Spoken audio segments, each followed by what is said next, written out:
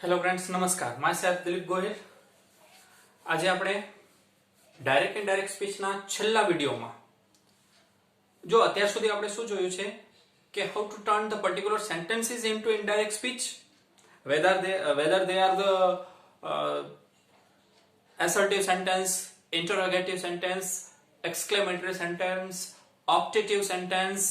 જો ફ્રેન્ડ્સ આ બધાના નામ બોલું છે એટલે મગજમાં એના રૂલ્સ પણ આવી જવા જોઈએ. વિધાન વાક્ય એને ઇનડાયરેક્ટમાં કઈ રીતના ફેરવવું, ઉદ્ગાર વાક્યને ઇનડાયરેક્ટમાં કઈ રીતના ફેરવવું, શુભેચ્છા દર્શક વાક્યો છે એને કઈ રીતના ઇનડાયરેક્ટમાં ફેરવવું, એના માટેના જો રૂલ્સ છે, એના માટે જે અપવાદ છે, ક્યાં ક્યાં આપણે ચેન્જીસ નથી કરતા, આ બધા જ વિડીયોઝ અવેલેબલ છે જ, મેં મૂક્યા જ છે. ડિસ્ક્રિપ્શન બોક્સમાં પણ નીચે હશે, તમે જોઈ લેજો. આજે આપણે પેરેગ્રાફને કઈ રીતના ઇનડાયરેક્ટમાં ફેરવવું, કારણ કે આપણે જે એક્ઝામમાં આવે છે પછી ક્લાસ 9, 10, 11 કે 12 ગમે તે હોય, પેરેગ્રાફને કઈ રીતના ઇનડાયરેક્ટમાં ફેરવવું એની આપણે ડિસ્કશન કરીએ છીએ. સૌથી પહેલા ફ્રેન્ડ્સ તમારે શું કરવાનું, તો આપેલી જે કન્વર્સેશન છે, આપેલી જે વાતચીત છે, જે તમને બે રીતે હોઈ શકે. એક તો સપોઝ અહીંયા આપ્યું છે કે દર્શના સૈડ, રીમા સૈડ, આવી રીતના છે. ક્યારેક શું હશે કે કોઈકના વાક્યો હશે સૈડ દર્શના, સૈડ રીમા, આસ્ક્ડ રીમા, આવા શબ્દો પણ તમને આપેલા હશે. તો એ પણ કોઈકની કન્વર્સેશન છે, વાતચીત છે, એને આપણે ઇનડાયરેક્ટમાં ફેરવવી હોય ત્યારે આપણે શું કરવાનું એની આજે આપણે ડિસ્કશન કરીએ છીએ. Let's start. સૌથી પહેલા વાતચીત કોની વચ્ચે છે એ જોઈ જવાનું. અહીંયા જોઈ લેવાનું કોની વચ્ચે વાતચીત છે, તરત તમને ખબર પડી જશે. દર્શના અને રીમા વચ્ચે. ફ્રેન્ડ્સ, આ બોર્ડમાં પૂછાઈ ગયેલો પેરેગ્રાફ છે. થોડોક મેં લાંબો કર્યો છે જેથી કરીને હું તમને બીજા એક્ઝામ્પલ્સ અને રૂલ્સ પણ સમજાવી શકું. તો સૌથી પહેલા વાતચીત કોની વચ્ચે છે એ જોઈ જવાનું. ત્યારબાદ પહેલું વાક્ય કોણ બોલે છે, સાંભળનાર કોણ છે એ જોઈ જવાનું. હવે અહીંયાથી તમારું કામ શરૂ થાય છે. સૌથી પહેલા તો આપેલું વાક્ય, સપોઝ તમે પહેલા વાક્યથી શરૂ કર્યું છે, તો આપેલું વાક્ય છે એનો પ્રકાર કયો, કારણ કે એની આધારે જ આપણે રિપોર્ટિંગ વર્બ તરીકે said to ને બદલે કયા ફેરફાર કરીએ છીએ એ જોવાનું હોય છે. સંયોજક કયો આવશે એ જોવાનું હોય છે. તો સૌથી પહેલા વાક્યનો પ્રકાર જોઈ એ અનુસાર રિપોર્ટિંગ વર્બ તરીકે શું મૂકવું, સંયોજક તરીકે શું મૂકવું એ જોઈ જવાનું. હવે ફ્રેન્ડ્સ, ઘણી વખત એવું હશે કે એક જ વાક્યમાં અહીંયા ફૂલ સ્ટોપ એના પછી તરત જ બીજું કોઈ પણ વાક્ય આપી દેલું હશે. જો સળંગ બે વિધાન વાક્ય હોય, એક જ વ્યક્તિ દ્વારા સળંગ બે વિધાન વાક્ય મુકાયેલા હોય, અહીંથી શરૂ કરીને અહીં વિધાન વાક્ય હોય અને ફરી પાછું અહીંયા પણ બીજું કોઈ એક વિધાન વાક્ય આપેલું હોય, તો એન્ડ, એડેડ, ધેટ કરી અને વાક્ય જોડી દેવું. આપેલી વસ્તુ એન્ડ, એડેડ, ધેટ કરી અને વાક્ય જોડી દેવું. વિધાન વાક્ય અનુસાર આગળના ફેરફાર કરવાના, એટલે કે સર્વનામ, નજીકતા દર્શક શબ્દો, કાળ, આ બધા ફેરફાર કરવાના. બીજું, એવી જ રીતના સળંગ બે પ્રશ્ન આપેલા હોય તો અગેઇન આસ્ક્ડ, આઈ રિપીટ, સળંગ બે પ્રશ્ન આપેલા હોય, એક જ વ્યક્તિ દ્વારા સળંગ બે વાક્ય આપેલું હોય અને બંને વાક્યો પ્રશ્નાર્થ હોય, તો અગેઇન આસ્ક્ડ મૂકવું, પછી પ્રશ્નાર્થ વાક્ય અનુસાર ફેરફાર કરવા. હવે ઉપરનું વાક્ય પ્રશ્નાર્થ હશે તો નીચેનું વાક્ય હશે એ એનો જવાબ હશે, એટલે કે એ વિધાન વાક્ય હશે. હવે જ્યારે વિધાન વાક્ય આપેલું હોય ત્યારે, પ્રશ્નના જવાબમાં જ્યારે વિધાન વાક્ય આપેલું હોય ત્યારે, નોર્મલ વિધાન વાક્ય હશે ત્યારે આપણે રિપોર્ટિંગ વર્બ તરીકે ટોલ્ડ લખીએ છીએ, પરંતુ પ્રશ્નના જવાબમાં એના નીચેનું વાક્ય જ્યારે વિધાન વાક્ય હશે, જવાબ આપેલો હશે, ત્યારે આપણે ટોલ્ડ નહીં પણ રિપ્લાઇડ મૂકવું. બરાબર, રિપોર્ટિંગ વર્બ તરીકે ટોલ્ડ નહીં પણ ત્યાં રિપ્લાઇડ મૂકવામાં આવે છે. ક્યારેક ટૂંકા અને અધૂરા વાક્યો આપેલા હોય તો એ વાક્યને પૂર્ણ કરવા એક્ઝામ્પલ્સમાં આપણે જોઈશું. આજનું એક જ એક્ઝામ્પલ જોઈ લઈએ, પછી જરૂર લાગે તો વધારે હું તમને એક્ઝામ્પલ્સ આપીશ. તો ટૂંકા અને અધૂરા વાક્ય પૂર્ણ કરવા. પ્રશ્ન વાક્યનો જવાબ માત્ર યસમાં આપેલો હોય તો રિપ્લાઇડ ઇન પોઝિટિવ અથવા તો રિપ્લાઇડ પોઝિટિવલી. આપણે રિપ્લાઇડ ઇન પોઝિટિવ યાદ રાખીએ છીએ. નો માં આપેલું હોય તો રિપ્લાઇડ ઇન નેગેટિવ. માત્ર વાય અને ક્વેશ્ચન માર્ક આપેલું હોય, કદાચ અહીંયા છે, ઓકે, તો આસ્ક્ડ ધ રીઝન. વેન આપેલું હોય તો આસ્ક્ડ ધ ટાઈમ. અથવા ઉપરના વાક્યના સંદર્ભમાં એ વાક્ય આપણે પૂરું કરવું પડે. ઓકે, વચ્ચે વચ્ચે ક્યાંક ધેન પણ તમે મૂકી શકો, એન્ડ પણ મૂકી શકો. વધારાના ક્યારેક કોઈક શબ્દો પણ અંદર મૂકી શકાય છે, કયા ભાવથી મુકાયેલું છે વાક્ય. તો આટલી બધી વસ્તુઓ તમારે ધ્યાનમાં રાખવાની છે. છતાં પણ જ્યાં અટકો યાદ ન આવે ને ત્યાં છોડી નહીં દેવાનું. જેટલું આવડતું હોય એ સમજીને આગળ વધવાનું છે. આપણે આ પેરેગ્રાફ જોઈએ એટલે થોડુંક અંદાજ આવશે. ચાલો, તમને તો એક્ઝામમાં 4 જ સેન્ટેન્સીસ હશે અને તમે જાણો છો 4 વિધાન વાક્યો પણ ક્યારે પૂછે નહીં, 4 ઉદ્ગાર વાક્ય પણ ક્યારે પૂછે નહીં. એક જ પ્રકારના 4 વાક્યો હોતા નથી. એનો મતલબ કે એટલીસ્ટ એકાદું પ્રશ્નાર્થ વાક્ય હોય જ, અને પ્રશ્ન હોય તો એનો જવાબ પણ હોય જ. એટલે કે પ્રશ્નાર્થ વાક્ય અને વિધાન વાક્ય તો પૂછાય જ. અને આમે પણ પ્રશ્નાર્થ વાક્યનું અંતે તો આપણે એના નિયમો અનુસાર વિધાન વાક્યમાં ફેરફાર કરીએ છીએ. ઉદ્ગાર વાક્ય હોય એનો પણ આપણે વિધાન વાક્યમાં ફેરફાર કરીએ છીએ. એટલે કમસે કમ જો 9મા ધોરણની વાત કરું અથવા તો સાવજ જેને નથી આવડતું એ લોકોની વાત કરું તો એને પ્રશ્નાર્થ અને વિધાન વાક્યના નિયમો તો તૈયાર કરવાના જ છે. બીજા પણ બહુ અઘરા નથી, ઈઝી છે, તમે યાદ રાખી શકો. પેરેગ્રાફ આપણે સ્ટાર્ટ કરીએ. ચાલો, મેં તમને વાત કરી એમ સૌથી પહેલા વાતચીત કોની વચ્ચે છે એ જોઈ જવાનું. તો દર્શના અને રીમા વચ્ચે છે. પહેલું વાક્ય બોલે કોણ છે? દર્શના બોલે છે. તો આના આન્સરમાં આપણે લખવાનું છે દર્શના ખાલી જગ્યા. હવે અહીંયા ખાલી જગ્યામાં શું મૂકવું એ આપણે નક્કી કરીએ છીએ વાક્યના પ્રકારને આધારે. જો અહીંયા વિધાન વાક્ય હોત તો અહીંયા આપણે ટોલ્ડ લખ્યું હોત. જો પ્રશ્નાર્થ વાક્ય હોય તો આસ્ક્ડ લખીએ. જો ઉદ્ગાર વાક્ય હોય તો એક્સક્લેમ્ડ વિથ. હવે અહીંયા જોઈ લો, વાક્ય શરૂ થયું, અંતે શું આવ્યું? Full stop. પ્રશ્નાર્થ ચિહ્ન નથી એટલે પ્રશ્ન વાક્ય પણ નથી, અને ઉદ્ગાર વાક્ય ચિહ્ન નથી એટલે ઉદ્ગાર વાક્ય પણ નથી. વાક્ય તમારી પાસે ઓપ્શન રહ્યા બે. કયા? કાં તો આ વિધાન વાક્ય હોય કાં તો આ આજ્ઞાર્થ વાક્ય હોય. હવે વિધાન વાક્યની શરૂઆતમાં હંમેશા કર્તા હોય છે, એસ હોય છે. તો હવે અહીંયા એસ તરીકે, કર્તા તરીકે શું પહેલો શબ્દ કયો આપ્યો છે? લુક. લુક એટલે કે જુઓ. તો જુઓ એ કરતા નથી, ક્રિયાપદ છે. તો અહીંયાથી આપણને ખબર પડી જાય કે આપણું આ વાક્ય છે આજ્ઞાર્થ વાક્ય છે. હવે આજ્ઞાર્થ વાક્યના નિયમો અનુસાર સૌથી પહેલા અહીંયા રિપોર્ટિંગ વર્બ તરીકે શું લખવું? તો વાક્યના ભાવ અનુસાર મુકાય છે. વિનંતીનો આમાં વાક્યમાં ક્યાંક પ્લીઝ હોય તો આપણે રિક્વેસ્ટેડ મૂકીએ છીએ, ક્યાંક એડવાઇઝડ મૂકીએ છીએ, ક્યાંક થ્રેટન્ડ મૂકીએ છીએ, ક્યાંક વોર્ન્ડ મૂકીએ છીએ. આ ક્યાં શું મુકાય છે એ આજ્ઞાર્થ વાક્યના ઇનડાયરેક્ટના નિયમો માટેનો એક વિડિયો મેં બનાવેલો છે, એમાંથી તમે જોઈ શકશો ડિટેલથી ફ્રેન્ડ્સ. ઓકે, આમાં શું મૂકશું? તો દર્શના રીમાને કહે છે કે look at this bangles in the shop. શોપમાં, આ દુકાનમાં આ જે બેંગલ્સ છે, આ બંગડીઓ છે, એને જો. તો જસ્ટ એને જોવા માટે કીધું છે. તો અહીંયા તમે ટોલ્ડ પણ મૂકી શકો, જસ્ટ એમ જ કહ્યું. આસ્કડ પણ મૂકી શકો. મેન તો ટોલ્ડ કરતા પણ આપણે આસ્કડ વધારે, મેં તમને કીધું છે ને વાક્ય સ્પષ્ટ ન થાય ત્યારે આપણે આસ્કડ મૂકી દેવાનું છે. તો આસ્કડ પણ આપણે કહી શકીએ છીએ. રિક્વેસ્ટેડ પણ કહી દઈએ છીએ, રિક્વેસ્ટ કરી છે એને. ઇન્સ્ટ્રક્ટેડ પણ કહી શકીએ છીએ. એ વાક્યનો ભાવ સ્પષ્ટ એટલો બધો નથી, અથવા તો જસ્ટ જોવા માટેની સૂચના આપી છે એને, તો ઇન્સ્ટ્રક્ટેડ પણ આપણે કહી શકીએ છીએ. હું અહીંયા આસ્કડ લખું છું. હવે મૂંઝાતા નહીં, આસ્કડ લખું એટલે એમ નહીં સમજવાનું કે આપણું આ વાક્ય પ્રશ્નાર્થ છે. આસ્કડ હવે કોને કહે છે? સાંભળનાર કોણ છે? રીમા. હવે અહીંયા આસ્કડ લખાય એનો મતલબ એ નથી કે આપણું આ વાક્ય પ્રશ્નાર્થ થઈ ગયું. આપણું વાક્ય આ આજ્ઞાર્થ છે. તો આજ્ઞાર્થના નિયમો અનુસાર મેં તમને કીધું ને, આને બદલે ઇન્સ્ટ્રક્ટેડ પણ મૂકી શકાય. આજ્ઞાર્થ વાક્યના નિયમો અનુસાર રિપોર્ટિંગ વર્બ પછી બીજો ફેરફાર આવે છે સંયોજક તરીકે શું મૂકવું? બે જ ઓપ્શન, કાં તો ટુ અથવા તો નોટ ટુ. તમે જાણો છો નોટ ટુ ક્યારે લખીએ? જો અહીંયા ડોન્ટ આપેલો હોય તો, જે આપેલો નથી માટે ટુ.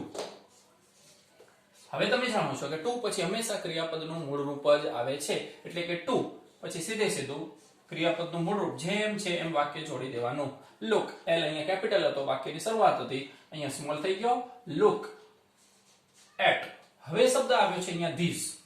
માત્ર કાળ પરિવર્તન નથી કરતા. નથી શા માટે કરતા એનું પણ રીઝન છે કે અહીંયા ટુ આવી ગયું, ને ટુ પછી હંમેશા V1 આવે છે. તો સર્વનામ અને નજીકતા દર્શક શબ્દોમાં તો ફેરફાર કરવાનો જ. તો અહીંયા ધીઝ છે તો એનું આપણે શું કરીશું? Those bangles in the shop. Okay, shop નો સ્પેલિંગ ફ્રેન્ડ્સ અહીંયા. Okay, next one Reema. બોલે કોણ છે વાક્ય? રીમા. ખાલી જગ્યા. સાંભળનાર કોણ છે? દર્શના. ખાલી જગ્યા. આટલું તો મૂકી જ દેવાનું બધા સેન્ટેન્સમાં. હવે દર્શનાને બદલે તમે અહીંયા હર લખી શકો. છોકરી છે માટે અને છોકરો હોય તો હિમ લખવાનું. ચલો આટલું તો એટલીસ્ટ તમને આવડવું જોઈએ. પહેલા બોલનાર, ખાલી જગ્યા, સાંભળનાર અને ખાલી જગ્યા. હવે જોવાનું છે આપણું આ વાક્ય ફરીથી, કારણ કે અહીંયા આપણે શું લખવું એ આપણે આ વાક્યના પ્રકારને આધારે લખીશું. તો હવે અહીંયા આપણને આપ્યું છે Reema said wow they are indeed wonderful. Wow કેટલા સુંદર છે. ઉદ્ગાર ચિહ્ન આવી ગયું. ખબર પડી ગઈ કે આપણું વાક્ય ઉદ્ગાર છે, માટે અહીંયા આપણે લખવાનું છે exclaimed with ની સાથે કયા ભાવથી પૂછાયેલું છે? તો exclaimed with. વાવ કેટલી સુંદર છે, બરાબર છે, કેટલું અદ્ભુત છે. તો આપણે શું કહીશું? પ્રશંસા કરી છે. તો exclaimed with praise અથવા તો exclaimed with appreciation. કઈ ખબર ન પડે ત્યારે exclaimed with surprise to Darshana. ઉદ્ગાર વાક્ય છે એટલે આપણે અહીંયા શું લખવાનું છે? to Darshana. I repeat friends. બોલનાર, ખાલી જગ્યા, સાંભળનાર, ખાલી જગ્યા. હવે આ ખાલી જગ્યામાં આપણે exclaimed with praise અથવા તો exclaimed with appreciation to. શું કામ લખ્યું? કારણ કે આપણું વાક્ય ઉદ્ગાર છે અને પ્રશંસાનો ભાવ છે, માટે. સંયોજક તરીકે આપણે ફરજિયાત ઉદ્ગાર વાક્યના નિયમો અનુસાર શું લખવું પડે? that. હવે નિયમો શું છે કે ઉદ્ગાર વાક્યને વિધાન વાક્યમાં ફેરવવું.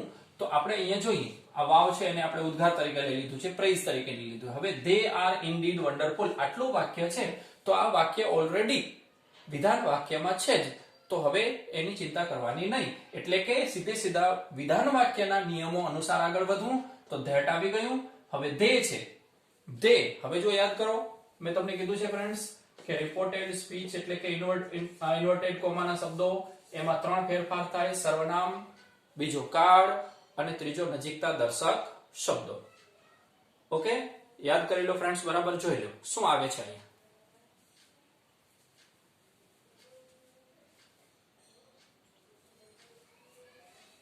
ઓકે, શું આવશે? સર્વનામ, કાળ અને નજીકતા દર્શક શબ્દ. Okay, that. હવે અહીંયા શું આવ્યું છે? they. પહેલો પુરુષ હોય તો ફેરફાર બોલનાર, બીજો હોય તો સાંભળનાર, ત્રીજો હોય તો નો ચેન્જ. તો they છે એ ત્રીજા પુરુષનું રૂપ છે, માટે નો ચેન્જ. નો ચેન્જ એટલે કે જે આપ્યું છે તે જ. તો આપણે અહીંયા લખી દીધું they.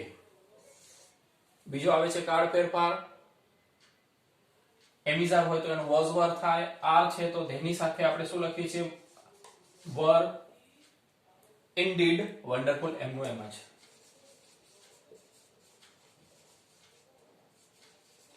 આ બીજા વાક્યનું આપણે ઇનડાયરેક્ટ કર્યું. જુઓ, આજ્ઞાર્થ વાક્ય અને ઉદ્ગાર વાક્ય આ બે આવી ગયા અહીંયા. હવે એક વાક્ય જોઈ લઈએ પ્રશ્નાર્થમાં. બરાબર છે, અહીંયા તમને ખબર પડી જ જાય. જુઓ, ઓકે, તો ફરી પાછું બોલશે કોણ? હવે દર્શના બોલે છે, અથવા એને બદલે આપણે she લખી શકીએ. ખાલી જગ્યા. સાંભળનાર કોણ છે? રીમા. એને આપણે હર પણ લખી શકીએ, ખાલી જગ્યા. આટલું લખી જ દેવાનું, આટલું તમને ખબર પડી જ જશે. ઓકે, હવે વાક્યનો પ્રકાર પ્રશ્નાર્થ છે, માટે આપણે અહીંયા ફરજિયાત શું લખવું પડે? asked.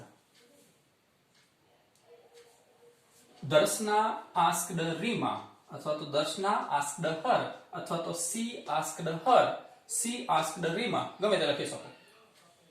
હવે પ્રશ્નાર્થ વાક્ય છે, માટે અહીંયા સંયોજક તરીકે જોવાનું. પહેલો શબ્દ શું આપ્યો છે? WH આપ્યો હોય તો આપેલો શબ્દ એમને એમ, WH ન આપ્યો હોય તો if અથવા whether. આપણે if યાદ રાખ્યું છે. હવે અહીંયા how છે, how ને આપણે WH માં ગણી લેવાનો છે, એટલે કે એમને એમ લખી દેવાનો how. આટલું લખી લીધા પછી જે વાક્ય બચે પ્રશ્નાર્થ વાક્યના નિયમો અનુસાર આપેલા વાક્યને વિધાન વાક્યમાં ફેરવવું. હવે વિધાન વાક્યમાં ફેરવો છો ત્યારે વિધાન વાક્ય એટલે શું? તો કે SVO. તો આ વાક્યને SVO માં ફેરવવાનું. S એટલે કે સબ્જેક્ટ એટલે કે કર્તા. તો આ વાક્યમાં કર્તા તરીકે શું થઈ જાય? they થઈ જાય. તો પહેલા આપણે અહીંયા લખ્યું they. વિધાન વાક્યમાં ફેરવીએ છીએ તો પહેલા they લખવું પડે. બરાબર છે? આ વાક્યને SVO પ્રમાણે ફેરવીએ તો પહેલા લખવું પડે they. પછી આ કર્તા થયું, સબ્જેક્ટ થયું, પછી શું આવે? વર્બ આવે. ઓકે, તો વર્બ તરીકે વુડ લુક, આ બે શબ્દ ભેગા લેશું. લુક છે એકચ્યુઅલી પણ વુડ લુક લખશું. અને પછી ઓબ્જેક્ટ ને અન્ય શબ્દો. હજી સુધી આપણું વાક્ય ઇન્વર્ટેડ ફોર્મમાં છે. હવે આને ઇનડાયરેક્ટમાં ફેરવશું. પહેલો શબ્દ શું આવ્યો? દે. પહેલો પુરુષ, બીજો પુરુષ, ત્રીજો પુરુષ. દે ત્રીજો પુરુષ છે માટે એનામાં કોઈ ચેન્જ કરવાના નથી. દે વુડ આપ્યું છે. હવે બરાબર યાદ રાખવાનું છે કે વિલ અથવા શેલ આપ્યું હોય તો એનું વુડ કરીએ છીએ, પણ જો વુડ આપેલું હોય તો એનું વિલ કે શેલ કરવાનું નથી. ઉલટો ફેરફાર થતો નથી. એટલે આપણે જેમ છે એમને એમ રાખી દેવાનું વુડ. પછી અહીંયા લુક આપ્યું છે તો એમાં આપણે ફેરફાર કરશું નહીં, કારણ કે કોઈ પણ સહાયકારકની સાથે હંમેશા V1 લખીએ છીએ. They would look on my આપ્યું છે. પહેલા પુરુષનું રૂપ છે. ફેરફાર બોલનાર પ્રમાણે. બોલનાર કોણ છે? દર્શના. તો my નું આપણે શું કરવું પડે અહીંયા? her mom's hands. સમજતા જજો. હવે ઉપર પ્રશ્ન પૂછ્યો છે તો નીચે રીમા છે એ જવાબ આપશે. અહીંયા ફૂલ સ્ટોપ આવી ગયું, એનો મતલબ કે વાક્ય પૂરું થઈ ગયું. તો સૌથી પહેલા તો બોલે કોણ છે? રીમા. હવે ઉપર પ્રશ્ન પૂછ્યો તો ફરજિયાત આપણે અહીંયા શું લખવું પડે? રિપ્લાઈડ. આ યાદ આવી જવું જોઈએ.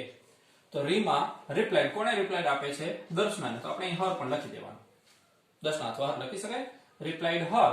હવે મેં તમને થોડી વાર પહેલા જે આ પેરેગ્રાફને આપણે કઈ રીતના ઇનડાયરેક્ટમાં ફેરવવો એમાં તમને કીધું છે કે ટૂંકા અને અધૂરા વાક્ય પૂર્ણ કરવો.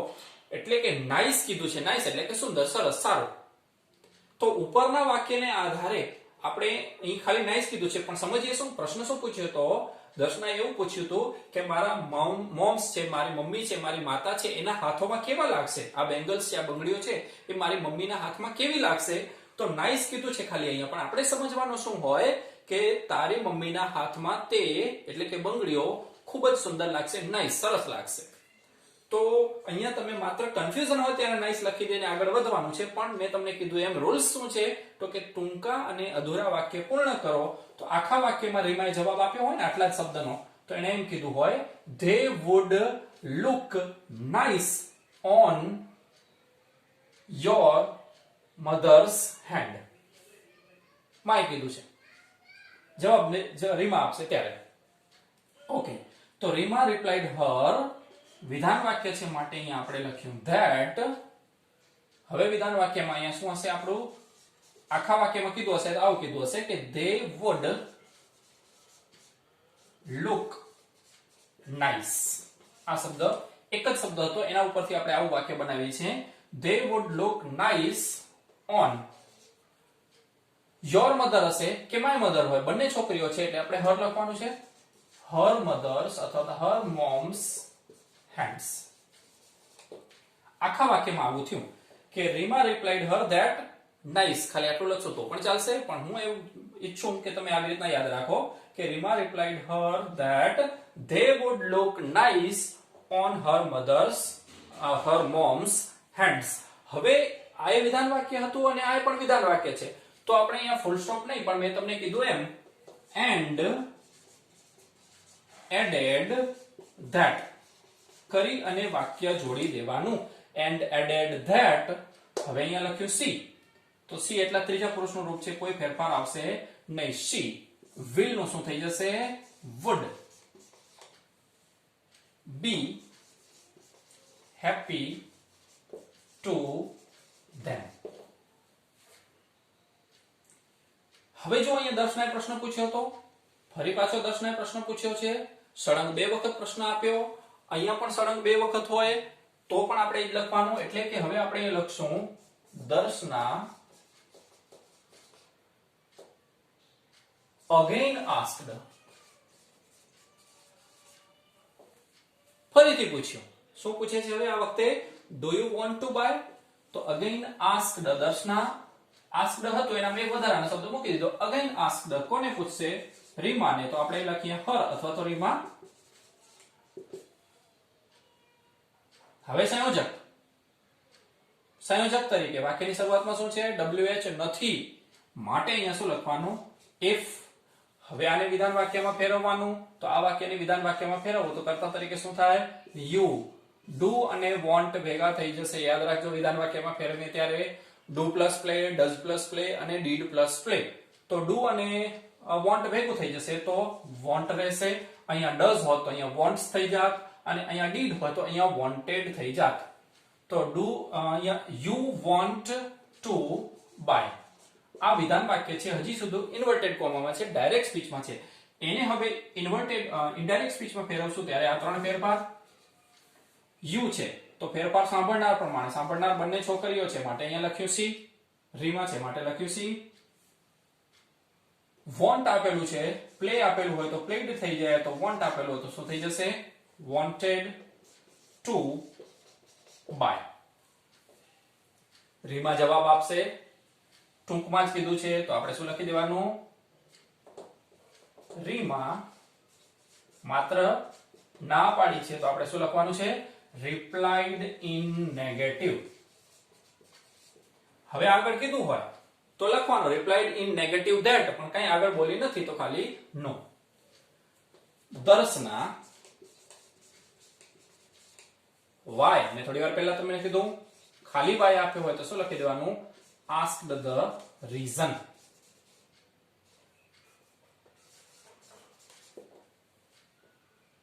આખા વાક્યમાં લખવું તો પણ લખી શકાય asked the reason why she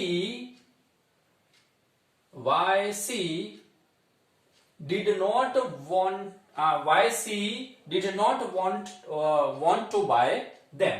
આવી રીતના થઈ જાય. ફૂલ સેન્ટેન્સમાં લખો તો તમારે ટૂંકમાં જ છે કાલું તો આટલું લખી દીધું, asked the reason. રીમા, હવે કારણ પૂછ્યું છે, પ્રશ્ન છે, એનો જવાબ છે એટલે શું લખી દેવાનો? replied her that. So reply આપે છે, ઓકે, આઈ આપેલું છે તો replied her that બોલનાર રીમા છે એટલે કે હવે અહીંયા લખતો નથી ફ્રેન્ડ્સ, જોઈ લેજો. આઈ છે તો શું થશે અહીંયા? સી. ઓલરેડી have આપેલું છે એનું શું થઈ જશે? had purchased them. અને હવે આગળ અહીંયા આવી જશે and added that. and added that she would buy something else. બરાબર છે ફ્રેન્ડ્સ? જો કદાચ સ્પીડમાં થયું હોય તો 2-3 વખત વિડિયો રિપીટ કરીને જોશો તો સમજાઈ જશે. છતાં ન સમજાય તો કમેન્ટ બોક્સમાં તમારો પ્રશ્ન છે જે રજૂ કરજો, વધારે આપણે ક્લેરિફિકેશન કરશું. તો ફ્રેન્ડ્સ, આજે આપણે અહીંયા ડાયરેક્ટ ઇનડાયરેક્ટના તમામ પ્રકારના વાક્યો પ્લસ પેરેગ્રાફને કઈ રીતના ઇનડાયરેક્ટમાં ફેરવવો એની ડિસ્કશન કરી. નેક્સ્ટ વિડીયોમાં ગ્રામરમાં ફરી આપણે આગળ વધીશું. Thank you friends. ફરીથી એક જ રિક્વેસ્ટ છે કે કન્ફ્યુઝન હોય, ન સમજાય ને તો એક શબ્દો મારા ધ્યાનથી સાંભળજો. વિડીયો છે એને રિપીટ કરીને જોવાનું છે. Thank you.